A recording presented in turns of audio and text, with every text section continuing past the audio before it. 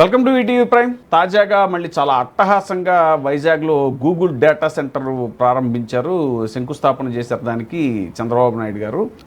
Adani Connex Google Airtel Nxtra సంయుక్త భాగస్వామ్యంతో ఏర్పాటు చేస్తున్న AI hub data centre Viksit Bharat 2047కి పునాది రాయి లాంటిది అని global infra global cloud vice president Vikas Koley చెప్పారు. సరే, ఈ హడావిడి అంతా అట్టహాసంగా ప్రారంభించిందంతా కూడా ఇదేంటంటే అసలు ఇది వైజాగ్కి హారమా లేకపోతే హానికరమా అనేటువంటి చర్చ జరుగుతుంది. ఎందుకంటే ఇప్పటికే అసలు ఈ గూగుల్ డేటా సెంటర్ వల్ల ఈ పర్యావరణానికి ఎంత ముప్పో, అసలు దీనికి ఎంత వాటర్ కన్జంప్షన్ ఉంటుందో, అసలు ఎంత రేడియేషన్ ఇది ఫామ్ చేస్తుందో ఆల్మోస్ట్ అసలు, ఎందుకంటే 1 గిగావాట్ సామర్థ్యంతో ఇది పెట్టడానికి ట్రై చేస్తున్నారు. వాస్తవానికి ఇది ఏంటంటే అప్పట్లో ఇది అదానీ డేటా సెంటర్ అనేటువంటిది 2023లో జగన్మోహన్ రెడ్డి గారి టైంలోనే అది ఒప్పందం కుదిరింది అనేటువంటి విషయాన్ని అప్పుడు వైసీపీ నాయకులు క్లెయిమ్ చేసుకున్నటువంటి విషయం తెలిసిందే.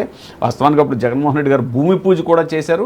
మరి ఇది ఒక పక్క పర్యావరణవేత్తలు ఇంతగా చెప్తున్నారు, మరి వైసీపీ వాళ్ళు అప్పుడు వాళ్ళు ఒప్పందం చేసుకున్నప్పుడు ఏమీ పర్యావరణానికి హాని లేదా అని అంటే అప్పుడు కేవలం 300 మెగావాట్ల సామర్థ్యంతో మాత్రమే దాన్ని ఆ డేటా సెంటర్ పెట్టాలని, కేవలం డేటా సెంటర్ మాత్రమే కాదు, ఇది మన సాఫ్ట్వేర్ పార్క్ని, గూగుల్ సాఫ్ట్వేర్ పార్కును కూడా ఏర్పాటు చేయాలి, అప్పుడే ఎక్కువ మందికి ఉద్యోగాలు వస్తాయి. సో ఉద్యోగాలు ఎక్కువ మందికి వచ్చినప్పుడే దాని యొక్క అది వర్త్ అవుతుంది అనేటువంటిది అప్పుడు జగన్మోహన్ రెడ్డి గారు చేసుకున్నటువంటి డీలు అనేటువంటిది వైసీపీ శ్రేణుల యొక్క వెర్షను. ఇప్పుడైతే మాత్రం 1 గిగావాట్ సామర్థ్యం అంటే చాలా హెవీ రేడియేషను. అప్పట్లో జగన్మోహన్ రెడ్డి గారి టైంలో అండర్ సీ కేబుల్స్, సింగపూర్ నుంచి వైజాగ్ అండర్ సీ కేబుల్ వేసినటువంటి ఆ ఒప్పందం కూడా అప్పుడు ఫినిష్ అయింది.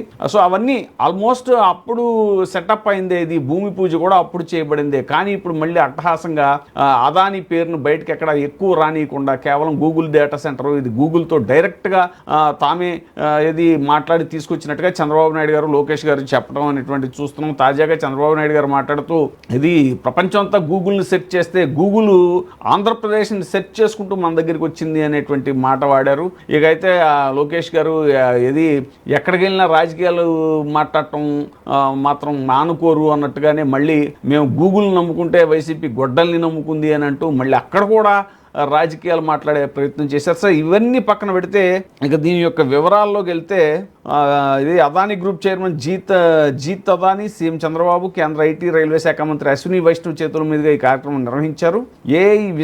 ఏ యుగంలో విశాఖలో ఏర్పాటు చేస్తున్న ఈ డేటా సెంటర్ కీలక పాత్ర పోషిస్తుందన్నారు. భారత డిజిటల్ ట్రాన్స్ఫర్మేషన్లోనూ ఈ డేటా సెంటర్ అత్యంత ముఖ్యమైన అంశమని, ఇంటర్నేషనల్ సబ్ గేట్వేగా ఉన్న ముంబై, చెన్నైలతో పాటు విశాఖ కూడా కీలకంగా మారిందన్నారు. కొత్త ఫైబర్ ఆప్టికల్ లైన్ల ద్వారా ఇతర ప్రాంతాలతో విశాఖను అనుసంధానం చేస్తాయని తెలిపారు. సముద్రగర్భ లైన్లతో సంప్రదాయ నౌకాయాన మార్గాలు, డిజిటల్ ట్రేడ్ రూట్లుగా మారతాయని వెల్లడించారు. అదానీ గ్రూప్స్ చైర్మన్ జీత్ అదానీ మాట్లాడుతూ 1 gigawatt hyper scale AI data centre నిర్మాణం ద్వారా ఏఐ రంగంలో భారత్ పెద్ద ముందడుగు వేసిందన్నారు. ఇవి వినటానికి చాలా బాగుంటాయి వర్డ్స్ అన్ని కూడా, గిగావాట్, ఏఐ హబ్, అది ఇది అని. బట్ ఏంటంటే చాలా దేశాలు వీటిని తిరస్కరించాయి ఈ డేటా సెంటర్ని. ఎందుకంటే విపరీతమైన రేడియేషన్, పర్యావరణం. ఎందుకంటే చాలా దురదృష్టకరమైన విషయం ఏంటంటే ఇండియాలో మనకి పర్యావరణం అనేటువంటిది వాస్తవానికి మనకు ఎంతో ప్రకృతి ఉంది, ఎన్నో ప్రకృతి వనరులు ఉన్నాయి మనకి. కానీ వాటిని ధ్వంసం చేయడానికి మన పాలకులు ఎక్కడ కూడా వెనకాడరు. ఇది చాలా, అందుకే పర్యావరణ ప్రేమికులు ఆల్రెడీ మానవ హక్కుల వేదిక వాళ్ళు కూడా ఇది ఆపేయాలి, ఈ డేటా సెంటర్ యొక్క నిర్మాణాన్ని ఆపేయాలి, ఈ ప్రతిపాదనను ఆపేయాలని చెప్పేసి వాళ్ళు ఆల్రెడీ గొడవ కూడా చేస్తున్నారు. అది ఏమన్నా అంటే మనం పరిశ్రమలు, అది ఇది, ఆర్థిక అభివృద్ధి అది అంటాం. వాస్తవానికి సరే ఎక్కువ మందికి ఉపాధి దొరికినప్పుడు దాన్ని పెట్టిన అర్థం ఉంది. కానీ వాస్తవానికి ఈ డేటా సెంటర్ ద్వారా 50 నుంచి 100 ఉద్యోగాలు రావడం గొప్ప అని చెప్పేసి నిపుణులు చెప్తున్నారు. ఇది ఇంకా ఎప్పటికీ లాంచ్ అయ్యాను, ల్యాండ్ అయ్యాను, ఈ లోపు అప్పనంగా బోల్డ్ భూములు, పక్క చూస్తే ఇన్ఫోసిస్కి 1000 ఎకరాల భూమి కట్టబెట్టేశారు. అది తాజాగా కూడా ఒక వీడియోలో చెప్పుకున్నాం మనం. సో ఇలాగా ఏంటి అంటే ప్రతిదీ కూడా ఏదో మనమే పెట్టుబడి డబ్బులు వాళ్ళకి ఇచ్చేసి ఇవన్నీ చేసేసి, అంటే వాళ్ళతో ఉన్న నెక్సెస్ లేకపోతే లోపాయికారి ఒప్పందాల, జనాలకు అసలు పబ్లిక్ ఇంట్రెస్ట్ ఎక్కడుంది ఇక్కడ అనేటువంటిది అందరూ విశ్లేషకులు కానీ లేదా ప్రజా సంఘాలు కానీ అన్నీ ప్రశ్నిస్తున్నది ఏంటి అంటే, మీరు పరిశ్రమలు తెచ్చామని గొప్పగా చెప్పుకోవటం కాదు. ఇప్పుడు ఇన్ఫోసిస్ లాంటి సంస్థకి 99 పైసలకి 1000 కోట్ల రూపాయలు విలువైన భూములు కట్టబెట్టాల్సిన పనే ఉందండి. మరి బ్రాండ్ వాల్యూ అంటారు కదా, మరి మీ బ్రాండ్ వాల్యూ 99 పైసలేనా? మరి ఇలాంటి ప్రశ్నలన్నిటికీ ఆన్సర్ చెప్పడం మానేసి ఎంతసేపు పొలిటికల్గా ఓ ప్రతిపక్షాన్ని ఇది చేయడం, టార్గెట్ చేయడం ఇది తప్ప, అంటే పొలిటికల్ మైలేజ్ కోసమే చూస్తున్నారు తప్ప పబ్లిక్ ఇంట్రెస్ట్ లేదు ఎక్కడా కూడా. ఈ పరిశ్రమలకు అప్పనంగా దోచిపెడుతున్నారు పరిశ్రమల పేరుతో, వాళ్ళతో లోపాయకారి ఒప్పందాలు చేసుకుని అనేటువంటిది ఇప్పుడు కూటమి ప్రభుత్వం మీద వస్తున్నటువంటి బలమైన ఆరోపణ. ఇంకోటి చూస్తే అసలు భూములు ఇచ్చినటువంటి రైతుల్నే వెళ్ళగొట్టేశారు అనేటువంటిది ఒక వాదన వినపడుతుంది. అంటే ఎవరైతే ఈ గూగుల్ డేటా సెంటర్కి సంబంధించినటువంటి భూములు ఇచ్చారో వాళ్ళందరినీ కూడా రానివ్వకుండా ఇది చేశారు అనేటువంటిది ఇప్పుడు అదొక వెర్షన్ ఉంది. ఒకసారి చూద్దాం దాని వివరాలు ఏంటో. చూస్తే భూములు ఇచ్చిన ఊరినే బంధించేశారు. మరి డేటా సెంటర్ శంకుస్థాపన పూర్తయ్యే వరకు పోలీసు గుప్పెట్లోనే తుర్లవాడ ఏళ్ల తరబడి సాగు చేసుకుంటున్న భూములను బలవంతంగా లాగేసుకుని పైసా పరిహారం కూడా చెల్లించకుండా భూములు ఇచ్చిన ఊరిని పూర్తిగా బంధించి అదాని గూగుల్ డేటా సెంటర్కి చంద్రబాబు ప్రభుత్వం శంకుస్థాపన చేసింది. తుర్లవాడలో నిరసన జ్వాలలు రగలకుండా నలువైపులో పోలీసులను కాపలా పెట్టి అట్టహాసంగా చేపట్టాల్సిన కార్యక్రమాన్ని ఆంక్షల నడుమ నిర్వహించింది. తొలుత 30,000 మంది స్థానిక ప్రజలతో భారీ బహిరంగ సభ నడుమ గూగుల్ డేటా సెంటర్ శంకుస్థాపన చేస్తామని ప్రకటించిన ప్రభుత్వం కుట్రపూరితంగా వ్యవహరించింది. ఆనందపురం మండలం తొర్లవాడ గ్రామానికి నలువైపులా పోలీసులను మోహరించి ఆ ప్రాంతాన్ని యుద్ధ ప్రాతిపదికన దిగ్బంధించారు. ఎందుకంటే వాళ్ళకి ఇంకా పరిహారం ఇవ్వలేదు, వాళ్ళు వచ్చి గొడవ చేస్తారేమో అని. వాగులు వంకలు చివరకు పొలాల్లోని మామిడి తోటలను కూడా వదలకుండా పోలీసులు పహారా కాశారు. తమ భూముల్ని బలవంతంగా లాక్కున్నారనే పుట్టెడు దుఃఖంలో ఉన్న రైతుల్ని కనీసం ఊరి పొలిమేరలు కూడా దాటనీయకుండా నిర్బంధించడం అనేటువంటి చంద్రబాబు నిరంకుశ పాలనకు పరాకాష్ఠగా మారింది అనేటువంటిది ఈ సందర్భంగా ప్రజా సంఘాలవన్నీ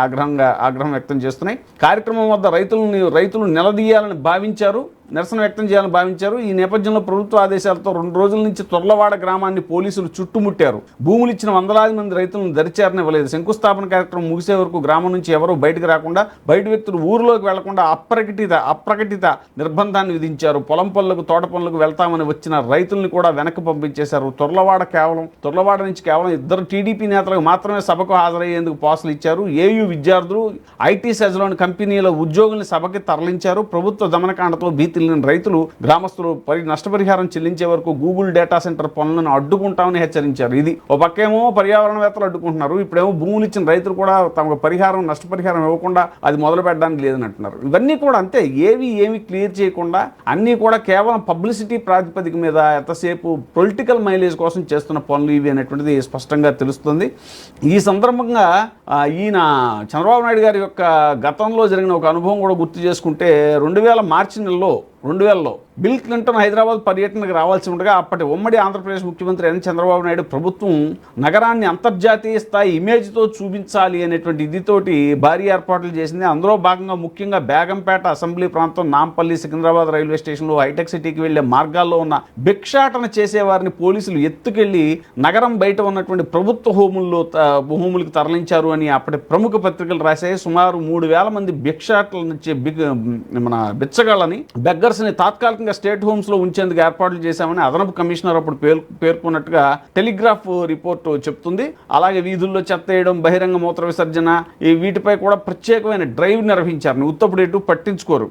హైదరాబాద్ని చాలా క్లీన్ అండ్ గ్రీన్ సిటీగా చూపించే ప్రయత్నం 2000లో చేశారు. ఇక్కడ అసలు పేదరికమే లేదు, ఇదంతా కూడా అసలు ఆల్ ఈజ్ వెల్ అనేటువంటి బిల్డప్ అమెరికా అధ్యక్షుడికి ఇవ్వడానికి అప్పుడు బ్యూటిఫికేషన్ ఫర్ విఐపి విజిట్ అని దానికి ఒక పేరు కూడా పెట్టారంట. సో అప్పుడు ప్రభుత్వం నేరుగా ఈ భిక్షాటన చేసే వాళ్ళందరినీ తొలగించమని చెప్పకుండా భద్రతా చర్యలు, ట్రాఫిక్ నియంత్రణ, నగర పరిశుభ్రత, అంతర్జాతీయ అతిథి పర్యటన ప్రోటోకాల్ అనేటువంటి పదాలు వాడి పాపం భిక్షాటన చేసే వాళ్ళని కూడా ఎత్తుకెళ్ళి లిఫ్ట్ చేసి, వాళ్ళే ఇప్పుడు ఎలాగో బిల్ క్లింటన్ వస్తే పక్కన ముఖ్యమంత్రి ఉంటే పోలీసులు, ఆ కాన్వాయ్, వాటి గొడవకు వాళ్ళు ఎంతో దూరంలో ఏమోలో ఉంటారు. కానీ ఆ పేరు చెప్పి మొత్తం అసలు పాపం అడుక్కునే వాళ్ళని కూడా నగరం బయటికి తీసుకెళ్ళి ఎక్కడో వదిలేసి వాళ్ళు మళ్ళీ తిరిగి తీసుకొస్తారు, అక్కడెక్కడో వదిలేస్తారు. పాపం వాళ్ళు అన్ని మైళ్ళ నుంచి మళ్ళీ నడుచుకుంటూ రావడం. ఇంకోటి అంటే ఎందుకు అంటే ఈ రకమైన బిల్డప్ అనమాట. ఇప్పుడు ఆ గూగుల్ డేటా సెంటర్ దగ్గర నిరసన వ్యక్తం చేస్తారని భూములు ఇచ్చిన రైతుల్ని ఆ తొర్లవాడ ఊరిని నిర్బంధించారు అంటే ఆయన యొక్క పనులు ఇవి అనమాట. ఇది ఇప్పుడు జరుగుతున్న చర్చ. ఇది ఇప్పుడే సబ్స్క్రైబ్ చేయండి, లైక్ చేయండి, షేర్ చేయండి. VTV ప్రైమ్, నీ ఉత్తమాభిరుచుల సమ్మేళనం.